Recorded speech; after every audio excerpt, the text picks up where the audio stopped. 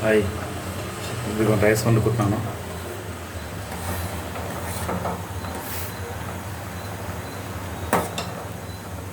ఇంట్లో వైఫ్ లేకపోతే అంతే, వండుకోవాలి, తినాలి. ఇంట్లో వైఫ్ ఉంటే అన్ని దగ్గరికి వస్తుంది.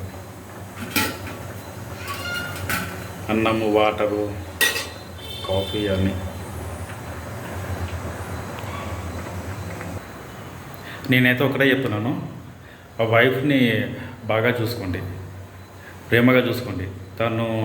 తనను మీరు ఎంత ప్రేమిస్తే తను మిమ్మల్ని అంత ప్రేమిస్తుంది. ఎందుకంటే ఇప్పుడు ఒక మనిషి ఉన్నప్పుడు వాళ్ళ వాల్యూ తెలియదు, మంచి మన దగ్గర లేనప్పుడు వాళ్ళ వాల్యూ తెలుస్తుంది మనకు. అందుకని చెప్తున్నాను. ఓకే, ప్లీజ్ వైఫ్కి అందరూ రెస్పెక్ట్ ఇవ్వండి, బాగా చూసుకోండి. తనకు ఏం కావాలి, మంచి చెడ్డ అన్నీ చూసుకోండి. తను హ్యాపీగా ఉంచండి. తను హ్యాపీగా ఉంటేనే మనం హ్యాపీగా ఉంటాం, మగవాళ్ళం హ్యాపీగా ఉంటాం.